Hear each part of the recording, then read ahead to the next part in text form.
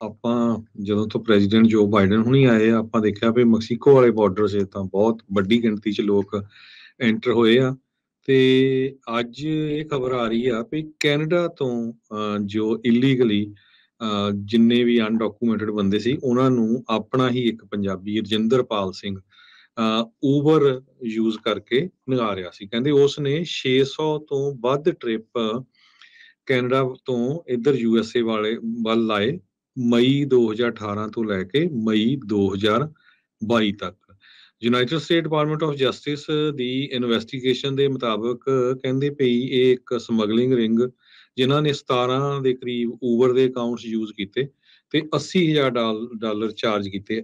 ਜਦੋਂ ਵੀ ਇਹ ਆਰਗੇਨਾਈਜੇਸ਼ਨ ਕਿਸੇ ਨੂੰ ਲਗਾਉਂਦੀ ਸੀ, ਪਰ ਪਰਸਨ ਉਹ ਤੋਂ $11,000 ਕੈਨੇਡਾ ਤੋਂ USA ਦੇ ਵਿੱਚ ਲਿਆਉਣ ਦੇ ਲੈਂਦੇ ਸੀ। ਊਬਰ ਟ੍ਰਿਪ ਕਹਿੰਦੇ ਵੀ ਬਾਰਡਰ ਤੋਂ ਸੀਟੈਕ 에ਅਰਪੋਰਟ ਨੂੰ ਆਉਂਦਾ ਸੀ ਤੇ ਥੋੜੇ ਮਿੰਟਾਂ ਬਾਅਦ ਹੀ ਫਿਰ ਉਹ ਜਿਹੜਾ ਸੈਕੰਡ ਊਬਰ ਦਾ ਟ੍ਰਿਪ ਸੀ, ਉਹ ਜੋ ਲਾਗੇ 에ਅਰਪੋਰਟ ਦਾ ਹੋਟਲ ਸੀ ਉੱਥੇ ਚਲੇ ਜਾਂਦਾ ਸੀ, ਜਿਹੜਾ ਕਿ ਲੇਸੀ ਵਾਸ਼ਿੰਗਟਨ ਦੇ ਵਿੱਚ ਆ।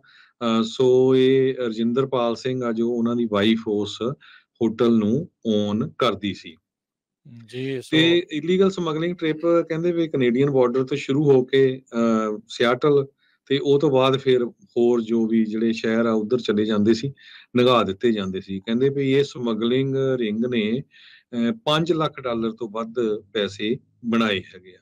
ਜੀ ਤੇ ਇਹ ਮੰਨ ਗਏ ਆ ਖੁਦ ਸਿੰਘ ਸਾਹਿਬ ਵੀ ਮੈਂ ਜਿਹੜੇ ਇਲੀਗਲ ਜਿਹੜੇ ਸੈਂਕੜੇ ਹੀ ਲੋਕਾਂ ਦੀ ਸਮਗਲਿੰਗ ਕੀਤੀ ਆ, ਉਹਦੇ ਵਿੱਚ ਯੋਗਦਾਨ ਕਹਿੰਦੇ ਵੀ ਮੈਂ ਪਾਇਆ ਆ। 2 ਜਿਹੜੇ ਇਹਨਾਂ ਦੇ ਰੈਜ਼ੀਡੈਂਸ ਆ ਕੈਲੀਫੋਰਨੀਆ ਦੇ ਵਿੱਚ, ਉਹਨਾਂ ਨੂੰ ਸਰਚ ਕੀਤਾ ਗਿਆ ਆ, $45,000 ਕੈਸ਼ ਲੱਭਾ ਆ ਤੇ ਕਈ ਜਾਲੀ ਜਿਹੜੇ ਡਾਕੂਮੈਂਟ ਤੇ ਜਿਹੜੀਆਂ ਫਾਲਸੀਫਾਈਡ ਡਾਕੂਮੈਂਟਸ ਆ, ਗਲਤ ਮਲਤ ਜਿਹੜੀਆਂ ਕਾਪੀਜ਼ ਆ ਕਿਸੇ ਡਾਕੂਮੈਂਟਸ ਦੀਆਂ, ਉਹ ਵੀ ਇਹਨਾਂ ਦੇ ਕੋਲੋਂ ਲੱਭੀਆਂ ਆ, ਜਿਹੜੀਆਂ ਵੱਖ-ਵੱਖ ਇਮੀਗ੍ਰੇਸ਼ਨ ਜੱਜਿਸ ਨੂੰ ਉਹਨਾਂ ਨੇ ਵਾਸ਼ਿੰਗਟਨ ਦੇ ਵਿੱਚ ਦਿੱਤੀਆਂ ਸੀਗੀਆਂ ਜਦੋਂ ਬੌਂਡ ਹੀਅਰਿੰਗਸ ਨਾਨ ਸਿਟੀਜ਼ਨਸ ਦੀ ਹੋ ਰਹੀ ਸੀਗੀ, ਜਿਹੜੇ ਸਮਗਲ ਕੀਤੇ ਗਏ ਸੀਗੇ US ਦੇ ਵਿੱਚ।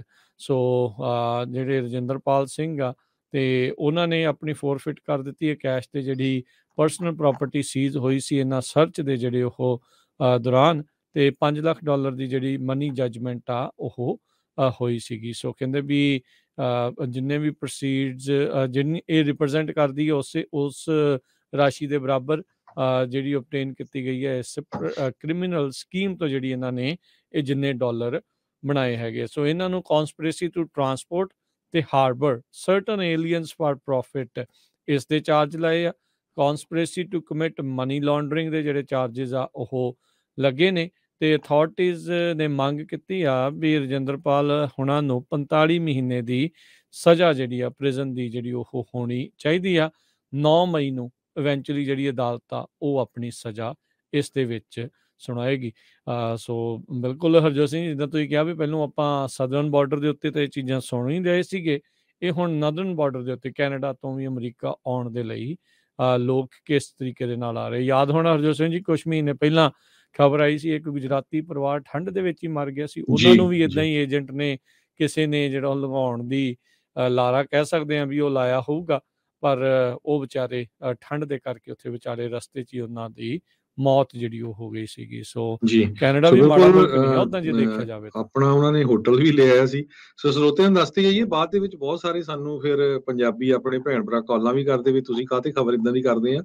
ਸੋ ਜਿਹੜੇ ਬੰਦੇ ਨੂੰ ਅਰੈਸਟ ਕੀਤਾ ਗਿਆ ਆ ਜਸਟਿਸ ਡਿਪਾਰਟਮੈਂਟ ਵੱਲੋਂ, ਰਜਿੰਦਰਪਾਲ ਸਿੰਘ, ਉਸਨੇ ਖੁਦ ਗਿਲਟੀ ਮੰਨ ਲਿਆ ਆ ਵੀ ਹਾਂ ਮੈਂ ਇਹ ਕੰਮ ਕੀਤਾ ਹੈ।